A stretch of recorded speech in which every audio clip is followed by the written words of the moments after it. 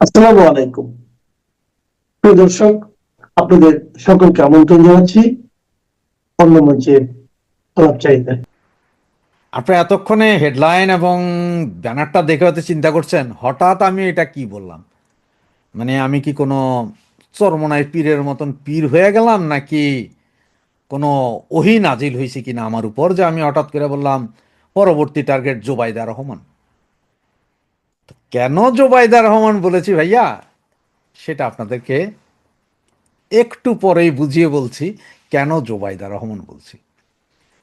তো তার আগে একটু বলি যে এই যে হাদি ভাই আমাদের, সে মাউয়াছিরা হাদি ভাই, উনি গতকালকে যেই গুলিটা খেয়েছিলেন, তো গুলির অনেক ভিডিও আছে, অনেক ভিডিও দেখলেন, সব শুনলেন। কেউ কেউ বলতেছে, একজন তো বলতেছেন যে ওনাকে গুলিটা মাথায় করার কথা ছিল কিন্তু একটু ইয়ে হয়ে কানের পাশ দিয়ে গেছে, এটা বলছে একজনে। আবার ওই যে কি র্যাবে না পুলিশে চাকরি করছে ওই বেটা বলছে যে আমি জানতাম হাদি ভাই নেক্সট, আমি হাদি ভাইকে বলেছি, হাদি ভাই শুনেননি, আমি অনেককে বলেছি শুনেননি, কিন্তু আমি জানতাম হাদি ভাই নেক্সট, আমার সোর্স বলেছে। তার মানে তাহলে আমরা কয়জন পাইলাম? একজন হচ্ছে নুরুল হক নুরুর সেক্রেটারি রাশেদ খান। খান মানে হচ্ছে কিন্তু বিহারি, যত পাকিস্তানি আছে সব শালা খান। মানে আমার খান, কারো নামের পিছে খান শুনলে হে আর বাঙালি না আমার হিসাবে, শালারা বিহারি। আর এই বেটা দাড়িয়াল খান। তো এদের দুইজনেই, একজন কইছেন 50 জন আর উনি কইছেন যে হাদি। এবং উনি কিন্তু হাদির কথা কিন্তু হাদি গুলি খাওয়ার ঠিক 3 ঘন্টা না 4 ঘন্টা আগেও বলছেন এই শালায়। এটা নিশ্চয় আপনারা এতক্ষণে সবাই জানছেন। তা আমি আমার গতকালকে প্রথম কন্টেন্টে বলছিলাম যে এটা জামাত করছে। অনেকেই তখন বলছে ধর্মিয়া কি কন, এগুলো জামাত করছে, বিএনপি করছে। সেকেন্ড কন্টেন্টে আবার পরিষ্কার করে দিছে। আর আজকের এটা থার্ড কন্টেন্টে এবার আপনাদের পুরাই ক্লিয়ার করে দিচ্ছি। হ্যাঁ, একদম মানে ওই যে বলে না, এই টিনের চালে কাউয়া, হাদির সাউয়া মাওয়া সব ছিঁড়া যাবে এখন। আপনারা গতকাল থেকে বিভিন্ন ছবি দেখতেছেন, দেখতেছেন। এর মধ্যে ওই যে আমাদের বিশ্ব সেরা সাংবাদিক, ওয়ার্ল্ড বিখ্যাত সাংবাদিক, ওই যে জুলকার নাইন কি সায়েম আছে, ওর নামটা কেমন জানি আমার কাছে এভিল এভিল মনে হয়। সে করে যে বেটা ছাত্রলীগ। তো ভাই, সার্জিস কি একসময় লুঙ্গির তলার ছাত্রলীগ, এরপরে হাসনাত কি একসময় লুঙ্গির তলার ছাত্রলীগ, এরা সবাই তো একসময় লুঙ্গির তলার ছাত্রলীগ ছিল। তো যেই পলার কথা বলা হচ্ছে যে সে আগে ছাত্রলীগ ছিল, সেই ছেলে গত নভেম্বর মাসে 17 লাখ টাকা ডাকাতি করতে যে দুইটা বন্দুক সহ ঠাঁই ঠাঁই বন্দুক সহ ধরা খেয়েছিল, মনে আছে? এটা পেপার পত্রিকা সব জায়গায় আছে। যদি আপনারা কেউ না দেখে থাকেন, সে ছবিটা আমি আমার সাথে দিয়ে দিচ্ছি, এটা দেখে নেন। এই যে ছবিটা দিচ্ছি দেখে নেন। তো উনি ধরা খাইলেন, 1 মাসের মাথায় বেরিয়ে আসলেন। এবং এই যে বেরিয়ে আসছেন, এই বেরিয়ে আসার পেছনে এই ছেলেকে বের করে আনার জন্য পয়সা দিয়েছেন আমাদের সাউয়া মাউয়া সাদি হাদি। আর এই ছেলের ওকালতি করেছেন শিশির মনির কাকু। ক্লিয়ার? শিশির মনির কার? হাদি কেন তারে ছাড়াই আনলেন? তো সাবেক ছাত্রলীগ, মানে 2024-এর 5ই আগস্টের আগের ছাত্রলীগ, যারা লুঙ্গির তলার ছাত্রলীগেরা, এরা কিন্তু অরিজিনাল ছাত্রলীগ না। আর যেখানে ছাত্রলীগের ছাত্রলীগ করছে এই রকম লোকের বাচ্চাও যেখানে রেহাই পায় না, সেইখানে এত বড় ছাত্রলীগের নেতা, উনি হাদির সাথে ঘুরে, হাদির সাথে মাহফিলে যায়, হাদির সাথে মিলাদ পড়ে, হাদির সাথে গাঞ্জা খায়, সেই লোকে যে আবার ঠাঁই করে দেয় হাদিরে, এটা বিশ্বাস হয়? বিশ্বাস করার মতো? তাহলে এগুলো সব ছাগুলিক ছিল, মানে লুঙ্গির তলার ছাত্রলীগ। আর গতকালকে বলছিলাম মির্জা আব্বাসের সাথে সব দল মিলেও কম্পিট করে মির্জা আব্বাসরা হারাইতে পারবে না। এবং একটা কথা মানেন চাই না মানেন, এই মুহূর্তে যদি ফ্রেশ অ্যান্ড ফেয়ার ইলেকশন দেওয়া হয়, মির্জা আব্বাসের আসনে আমাদের প্রার্থী হচ্ছে সাবের হোসেন খোকা, সাবের হোসেন চৌধুরী। সাদেক হোসেন খোকার নাম চলে আসছে, সরি ভাইয়া, বুড়ো হয়ে গেছি তো, থাকে না সব সময় না। তো এই সাবের হোসেন চৌধুরী, উনি আর মির্জা আব্বাসও যদি ফাইট হয়, তাহলে উনি জিতবে না, সাবের হোসেন চৌধুরী এই মুহূর্তে জিতবে না, আব্বাস জিতবে। তা আব্বাস যেখানে জানে যে মির্জা আব্বাস উনি জিতবে, তাহলে উনি কেন এই পোংটারে মারতে যাবে?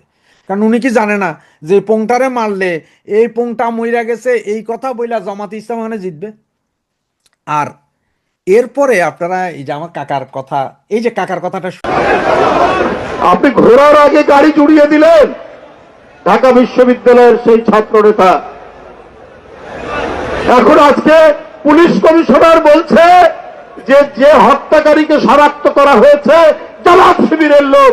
এখন আমি বলি এটা তো বিএনপির কোন নেতার স্টেটমেন্ট না। শুনেন একটু, শুনলেন তো কাকার কথা, উনি কি বলছেন যে 2 ঘন্টার ভিতরে কিভাবে বললো, রিজভী কাকা যার জানা নাই আর কি, উনি কি বললেন যে 2 ঘন্টার ভিতরে কেমনে বলো যে বিএনপি মারছে, এটা তো জামাত।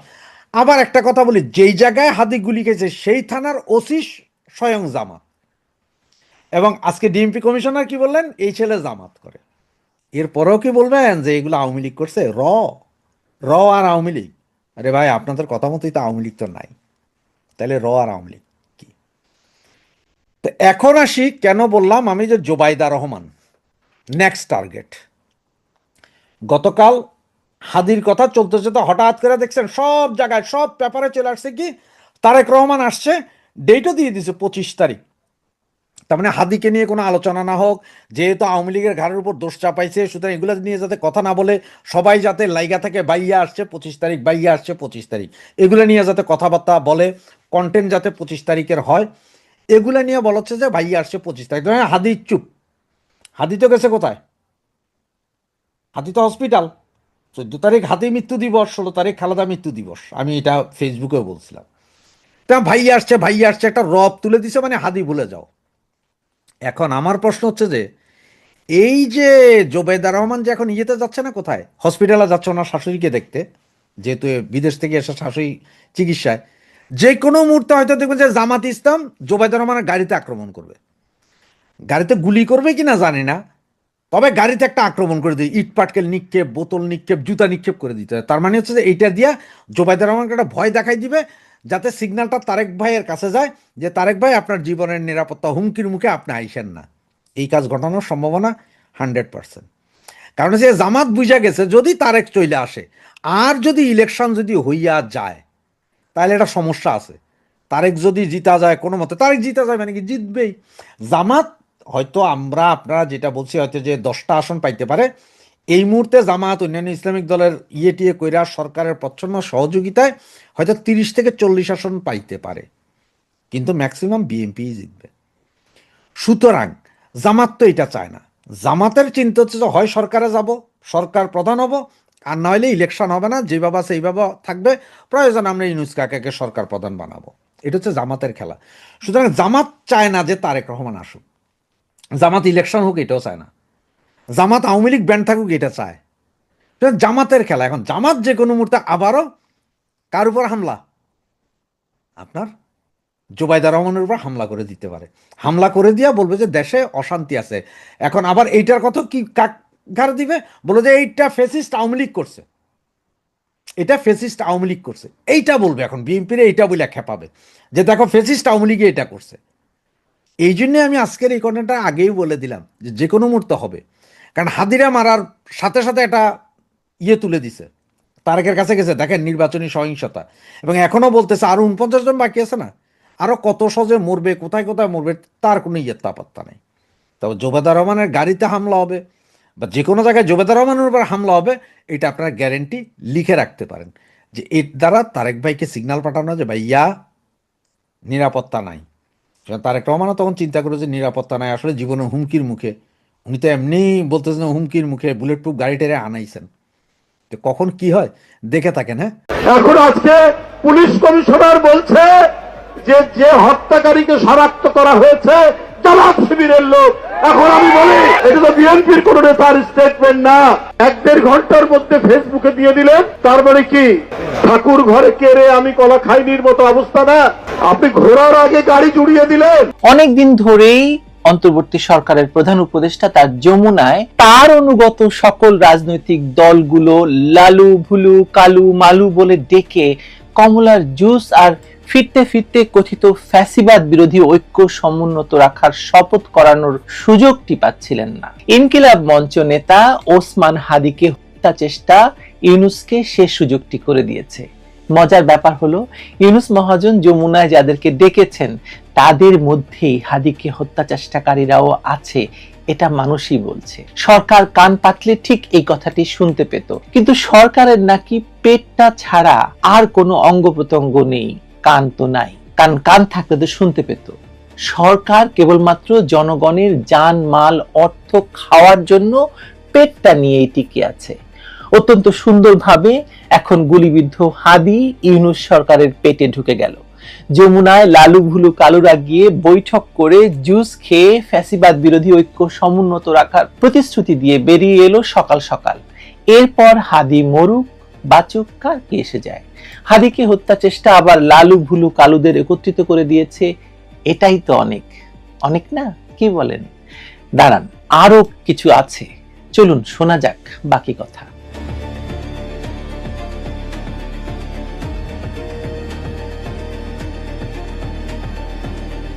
ছবিটা একটু ভাবুন তো ঠান্ডা মাথায়।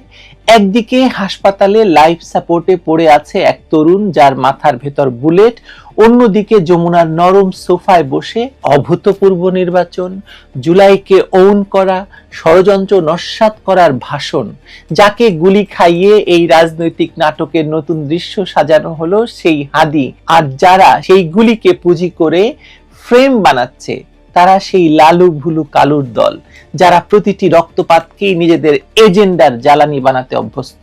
গত 1 বছরে আমরা দেখেছি সেটা। দেশে কিছু ঘটা মাত্র এই ইউনূস ডাক পাড়ে যমুনা থেকে, কোথায় আমার লালু ভুলু কালু মালু, আর লেজ নাড়তে নাড়তে সবাই গিয়ে যমুনায় ঢোকে, জুস পান করে, আর বেরিয়ে এসে টিভি ক্যামেরার সামনে সেই 1 বছর ধরে বলা কথার পুনরাবৃত্তি করে। বেশ একটা ফটো সেশন হয় এবং ইউনূস সরকার যমুনায় বসে হাসে আর হাদিদের গিলে ফেলা পেটে হাত বুলায়। ইউনূস সরকার খুব সচেতন ভাবে এই হামলাকে আওয়ামী লীগের ঘাড়ে তুলতে চায়, কিন্তু সরাসরি বলতে পারে না। তাই কি করে? দেশের গোয়েন্দা সংস্থার আগে বিভিন্ন অ্যাক্টিভিস্ট, অ্যানালিস্ট, ইনভেস্টিগেটিভ জার্নালিস্ট, মানে এদেরকে দিয়ে ফেসবুকে রায় দিয়ে দেওয়ায় এটা নাকি সাবেক ছাত্রলীগ নেতা করেছে, মানে আওয়ামী লীগই করেছে। অথচ যে মানুষটাকে এখন ছাত্রলীগের ব্যানারে ঝুলিয়ে দেওয়া হচ্ছে সে জুলাই পরবর্তী সন্ত্রাস আর থানা দখলের সময় অস্ত্রসহ ধরা পড়ে, পরে আবার জামিন নিয়ে বেরিয়ে ইনকিলাব অফিসে ঢুকে যায়, হাদির সাথেই উঠে বসে, মিটিং মিছিলে যায়। তখন কিন্তু কেউ তাকে লীগের দালাল বলে চিহ্নিত করেনি, কেউ মাস্ক দেখে চিনতে পারেনি। তখন ছবি তুলতে আপত্তি ছিল না, তখন তো মাস্ক ছিল না। মাস্ক তো গতকাল, মানে যখন হত্যা চেষ্টার ঘটনা ঘটেছে তখন পড়েছে। এখন হঠাৎ সব জানাজানি, সব বোঝাবুঝি, কিন্তু প্রশ্নটা কেউ করে না তাহলে এতদিন তাকে গ্রেপ্তার করতে কে ঠেকিয়েছিল? এতদিন তাকে ছাত্রলীগ বলে গ্রেপ্তার করা হয়নি কেন? এতদিন মানে তাকে ছাত্রলীগ বলে কেন সাজা দেওয়া হয়নি? মানে গল্পে যে ফাঁক থেকে যায় ভাইরা আমার, তাই না? গত বছর 400-র কাছাকাছি থানা ভাঙচুর আর অস্ত্র লুট হয়েছে, যার সামান্য অংশ উদ্ধার হয়েছে, বাকিটা বাতাসে ভাসছে। তখন রুষ্ট হবে ভেবে এই ইন্টারিম ছাড় দিয়েছিল। এখন সেই ছাড়ের দাম দিচ্ছে পুরো জাতি, পুরো দেশ। যে রাষ্ট্র নিজের থানার অস্ত্র ফেরত আনতে পারে না, সে রাষ্ট্র প্রার্থীর নিরাপত্তা কিভাবে নিশ্চিত করবে? আর সত্যি কথা বলতে কি, এই ইন্টারিম কখনোই সত্যি চেষ্টাটা করেনি, কারণ এই অস্ত্র কার হাতে আছে সেটা তারা খুব ভালো করে জানে। সেই হাতগুলো এখন তাদের রাজনৈতিক দর কষাকষির অংশ। একে বলে নিয়ন্ত্রিত অরাজকতা। সাদিক কায়েমদের চেহারা ভাসে আপনার চোখে ভাইরা?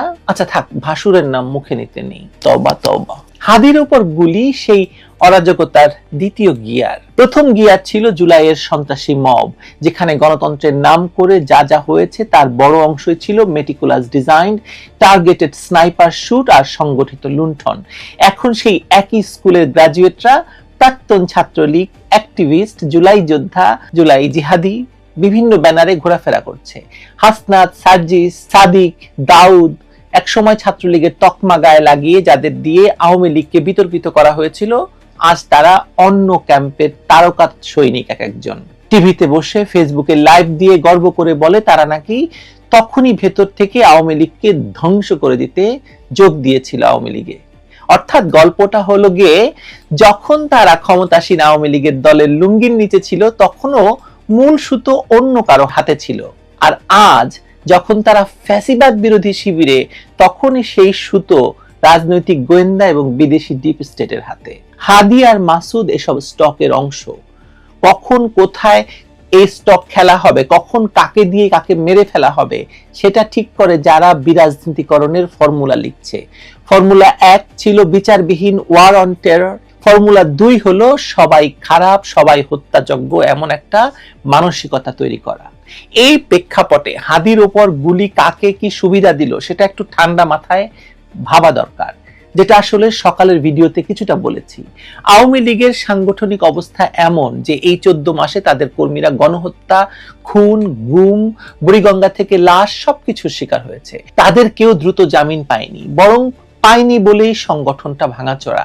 এই অবস্থায় আওয়ামী লীগ দিনের আলোতে রাজধানীতে বসে ইনকিলাব মঞ্চের মতো ছোট প্ল্যাটফর্মের এক নেতাকে মারতে যাবে, এটা পাগলেও বিশ্বাস করবে না, এবং যারা বিশ্বাস করে তারা রাজনৈতিকভাবে নির্বোধ। কাজেই যে গল্পটা বানানো হচ্ছে লীগের সাবেক লোক মানে কাজও লীগ করেছে, এই সরলীকরণটা ভীষণ ইচ্ছাকৃত এবং মানুষ খাচ্ছে না, একদমই খাচ্ছে না।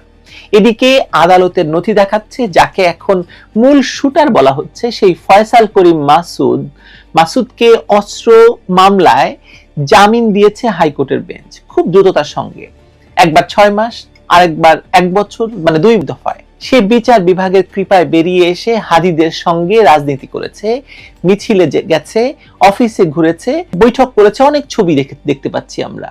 হাসনাত কায়েমের সঙ্গে তার চা খাওয়ার ছবি আছে, একই শার্ট পরা, যে শার্ট পরে পুলিশ তাকে ধরেছিল। আর আজ যখন গুলি করেছে বলে অভিযোগ উঠছে, তখন দায়টা কেন ছাত্রলীগ আর আওয়ামী লীগের ঘাড়ে বলুন তো, বলুন প্লিজ। ইউনূস সরকারের নিজস্ব বিচার বিভাগ যার জামিন দেয়, যার ওপর গোয়েন্দাদের নজরদারি থাকে, তাকে নিয়ন্ত্রণের ব্যর্থতা কি কেবল তার পুরনো রাজনৈতিক পরিচয় দিয়ে আপনি সেরে দিতে পারবেন? তাও আবার লুঙ্গির নিচে আশ্রয় নেওয়া ফেক পরিচয় গ্রহণ করে আসল পরিচয়ে পুরনো সংগঠনকে বিবস্ত্র কর্নেওয়ালারা। মাসুদ তো তাই না? ইউনূস সরকারের জন্য তো এটা নিঃসন্দেহে সুবিধাজনক একটা খেলা।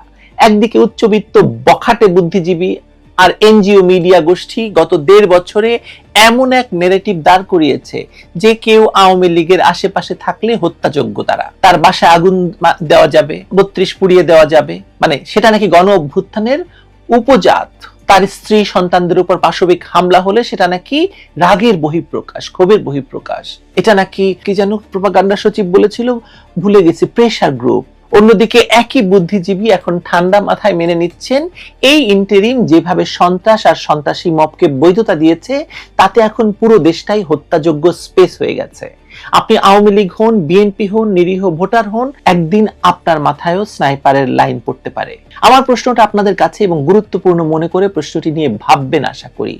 যদি কোনো পক্ষ বছরের পর বছর ধরে একটি দল বা রাজনৈতিক শক্তিকে ফ্যাসিস্ট বলে ঘোষণা করেন, তাদের উপর যে কোনো সহিংসতাকে বৈধ করে তোলেন, ভোটের অধিকার কেড়ে নেওয়াকে বিপ্লব বলে বিক্রি করেন, তাহলে আপনি আসলে নিজের জন্যই একদিন সেই ভয়ঙ্কর গর্তটা খুঁড়ে গেলেন ভাইজান। আজকে আপনি সিলেক্টিভ নিন্দা জানিয়ে ভাবছেন দায়টা সবই অন্যের, কিন্তু সত্যি হলো আপনি যে মবকে তৈরি করেছেন সেই মব জানে না কোন মুখ আওয়ামী লীগের, কোন মুখ বিএনপির, কোন মুখ বখাটে বুদ্ধিজীবীর। তারা শুধু জানে মারতে পারলেই ন্যায় বিচার, লুট করতে পারলেই বিপ্লব। এই হাদিকে কেন্দ্র করে, হাদির উপর মানে গুলি করাকে কেন্দ্র করে আপনি অলরেডি আনিস আলমগীর, আব্দুল নূর তুষার, মাসুদ কামালের মতো বিশ্লেষকদেরকে হত্যাযোগ্য করে তুলছেন। শাওনের নামে আপনি পোস্ট দিচ্ছেন, ভয়াবহভাবে মানে ভীতি ছড়িয়ে দেওয়া হচ্ছে। আমি তো মনে করছি যে সরকারের উচিত অবিলম্বে এদের নিরাপত্তা নিশ্চিত করা, যে কোনো মুহূর্তে তাদের উপর হামলা হবে। এটা আমি দেখতে পাচ্ছি এদের উস্কানিতে। আবার যমুনার মিটিং এ ফেরত যাই।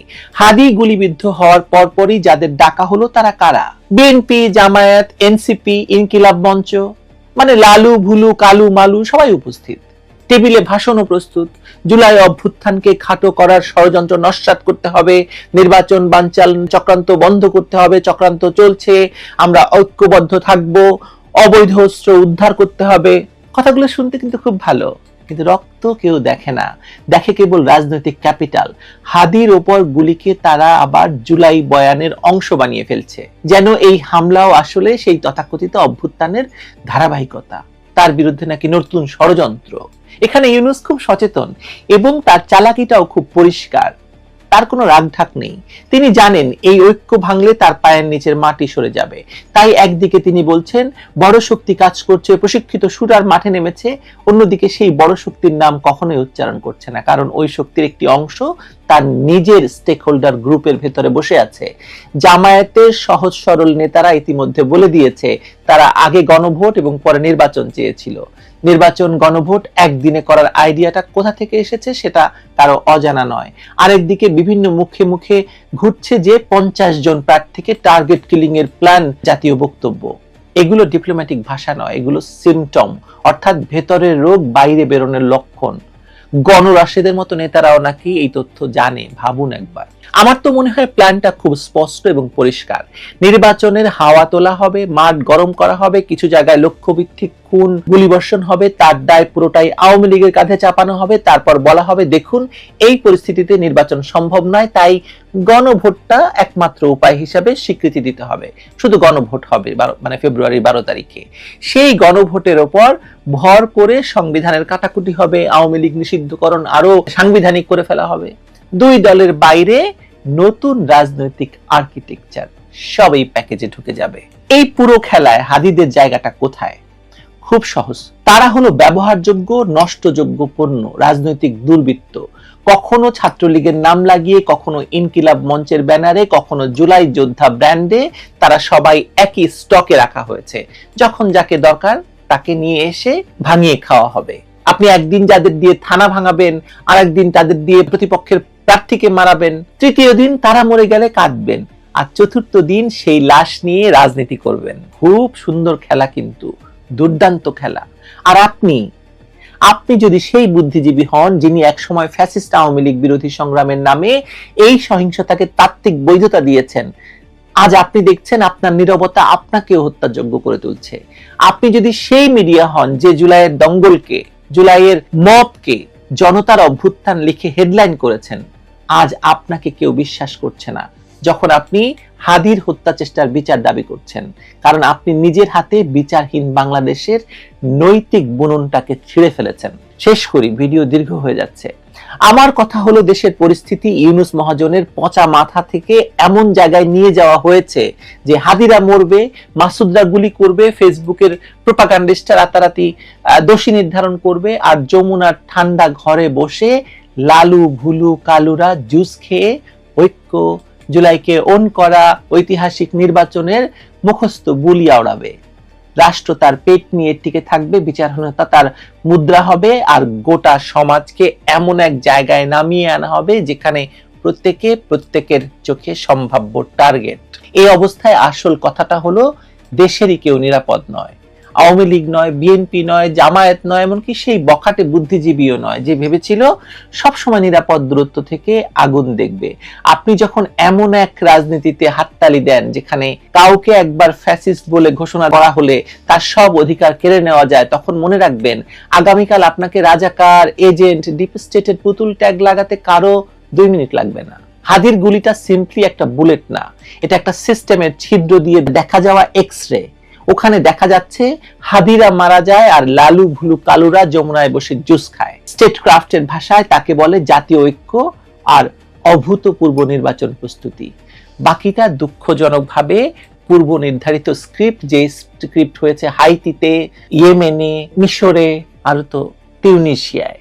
বাংলাদেশ এখন সেই জায়গায়, ইউক্রেনও সেই জায়গায় ছিল। ধরতে পারছেন আপনারা? ধরতে পারছেন। ভালো থাকবেন সবাই।